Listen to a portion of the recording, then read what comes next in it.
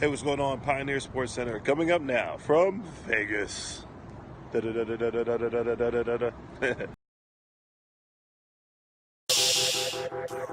up, turn up, turn up. We set the tone, Yeah.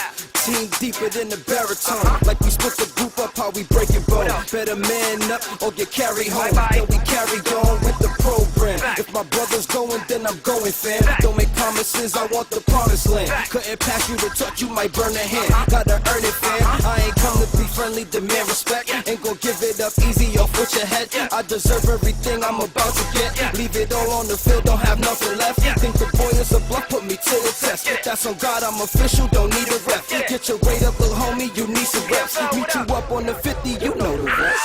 One reflection, one team, one goal, one dream. We taking it to another level. Team hitting harder than heavy metal. Came here for respect, ain't gon' never settle. Pioneer League, there ain't nothing better. Light it up, light it up, light it up, light it up, light it up, light it up, light it up, light it up, light it up. PFL be the show, always moving fast when we're headed for the goal. Touchdown in the end zone, you already know. But we don't celebrate cause we've been there before. No ask Patterson if you could get up on the show.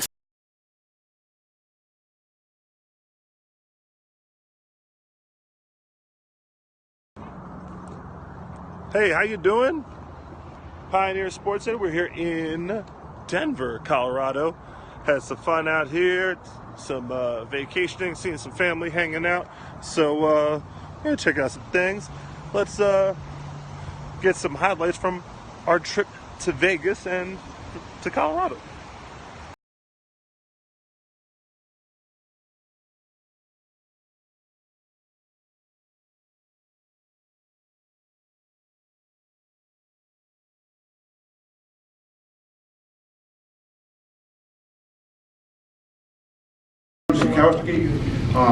I've been inducted in 2008 in this fine institution. Today I have a unique person here. He's not a player, he's not a coach, he's not an owner. Those of you that usually see in the Hall of Fame. I want everybody here to think, where were you 34 years ago? Think about all the changes in your life in the past 34 years. That's a lot of changes. And 34 years ago, this official blew his first whistle in semi-pro football. He's an umpire. And he spent 34 years in the trenches. And there's not too many people in semi-pro minor league football that survives 15 years in the trenches. He's been in the trenches 34 years. The Cowboys, and the Cowboys were in the county that there was no semi-pro prior to that for 32 years. So we started very fresh, raw, straight from the ground up. And I remember our first. And been a privilege to serve as a support staff to our team and several all-star teams, and it's just been a privilege. God has blessed me, and I believe that we can all be a blessing to somebody else. And we're all in each other's lives for a reason, and we should bless each other. So we're out here in Vegas supporting Ed Lozada, Hall of Famer for minor league football. The national body, the minor league football, it used to be MLFM, Minor League Football News, honored 25 from around the nation inductees to the Hall of Fame. It happened to be one of them, so we came out here. Let's check out some of the highlights from that.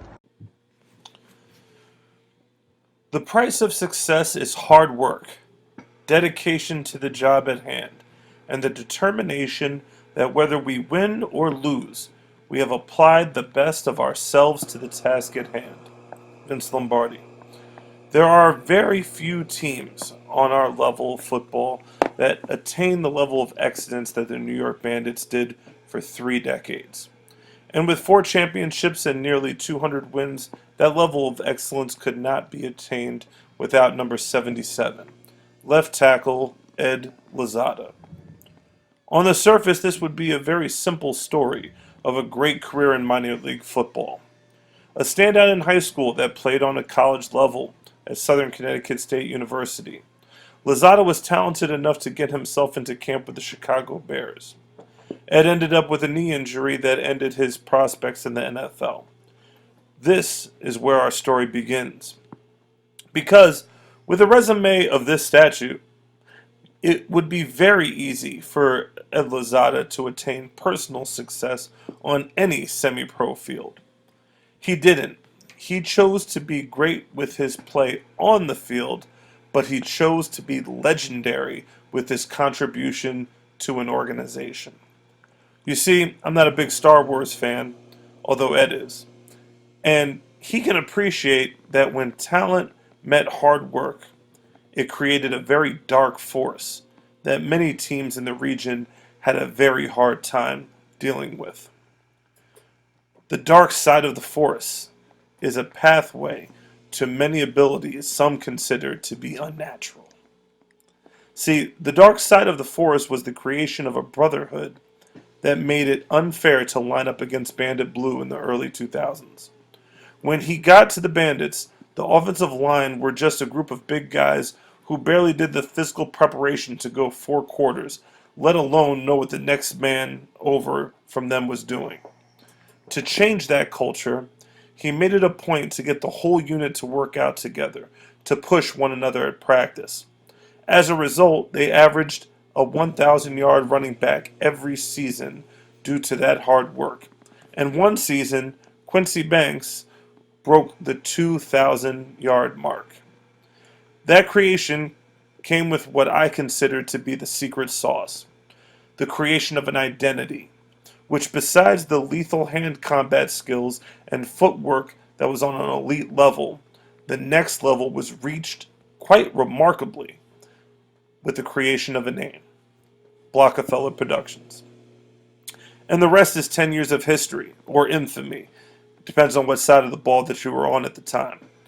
With the help of 5 other like-minded men, Lozada orchestrated Blockefeller Productions, which made offensive linemen accountable not just to the men they were blocking, but for each other.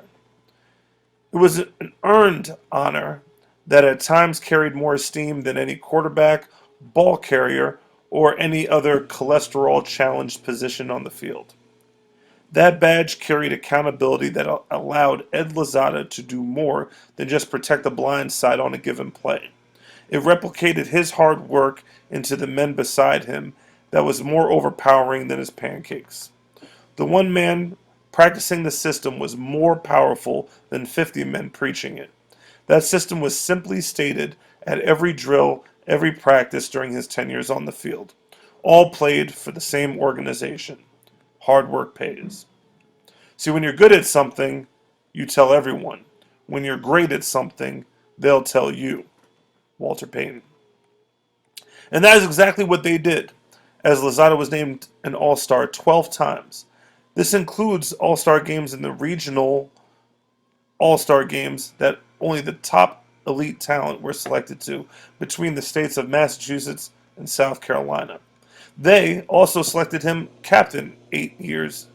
They also named Ed Lozada a 2-time league MVP at the offensive line position and a 2-time league champion with the New York Bandits. He was known as the Big Easy, the Mechanic, the Butcher of Bruin Country, Optimus Prime, and the end of the line by those who knew anything about semi-pro football in New York. However, to the legacy that can still be seen today, not just on the semi-pro level, but when you see little trench gangs and pancake platoons and other catchy names for the big boys that are in New York, high school level, even up to college level, they're now picking this up and using it on social media to promote. These were all birthed by the CEO of Blockefeller Productions and 2019 Minor League Hall of Fame inductee, Ed Lozada.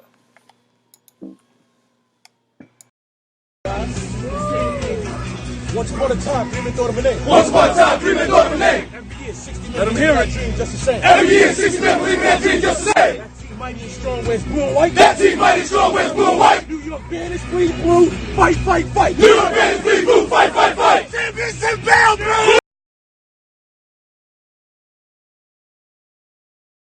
To something just willy-nilly that was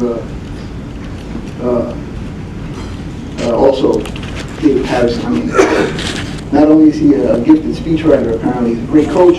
So if you guys are looking for a game out New York way, come see this guy before you leave. John Shashkowski called me up at 5:30 in the morning on a chilly Thursday morning to tell me I got in. You get calls like that, you're thinking emergency.